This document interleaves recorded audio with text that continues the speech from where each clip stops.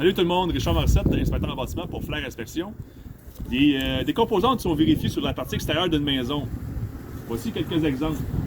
Sur ce côté-là, ici, du côté droit, on vérifie, première chose, on vérifie les gouttières et les descentes pluviales. Si l'extension est assez loin du bâtiment, on a une belle extension ici, on a une rallonge, en plus on a une rampe d'égouttement en plus, donc on a environ un 4 pieds. Ça, c'est bien. On vérifie, c'est banal des fois, mais la descente pluviale, des fois, est installée en envers. On a le mâle femelle qui sont inversés. Il faut vraiment s'assurer qu'ils sont bien installés, qu'ils sont bien emboîtés un dans l'autre. Ici, bon, on vérifie pour la fenêtre, on remarque qu'il y a de la condensation qui se crée. De l'intérieur, je vais me rendre compte si c'est vraiment dans le thermo ou sur la façade interne. Ça va être à vérifier à l'intérieur de la maison. Ici, on a une thermopompe. Dans une autre capsule, j'en ai parlé. On vérifie vraiment son installation, la totalité de si tout est conforme. Là. Pas conforme, c'est pas de conformité, parce qu'on est en pré-achat, mais c'est selon les règles de l'art d'installation. À l'extérieur, ici, on a du Connexel, on a de l'aluminium en haut. C'est bien, on a une moulure là, ici d'équipement en haut, on a un truc de larnier qui sépare les deux revêtements, qui repousse tout à l'extérieur.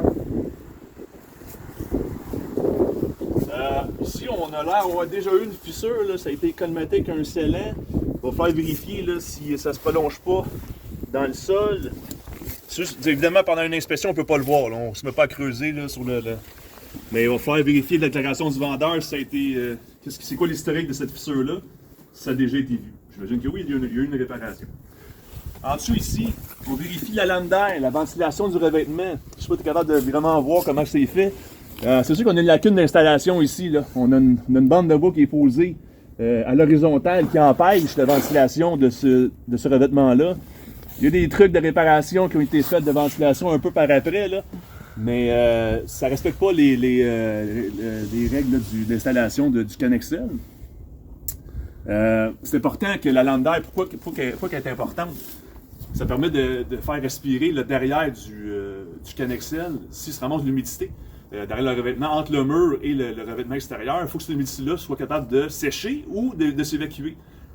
Alors, le bout de bois, évidemment, ici, va l'empêcher quand même assez là, de respirer et de ventiler. On termine avec l'autre gouttière ici, une belle extension encore là. Puis, pente de sol, c'est une pente assez nulle, c'est pas vraiment une pente positive, là, vraiment plus haut du côté de la maison, qui s'en va vers l'extérieur. On a une pente assez nulle. Peut-être une petite correction, peut-être relever le terrain, ça ferait pas de tort. Là. Surtout, on peut penser les grandes précipitations de la fonte des rangs, il y a beaucoup d'eau qui se ramasse sur le bord du bâtiment. Alors, voilà. À la prochaine capsule, merci.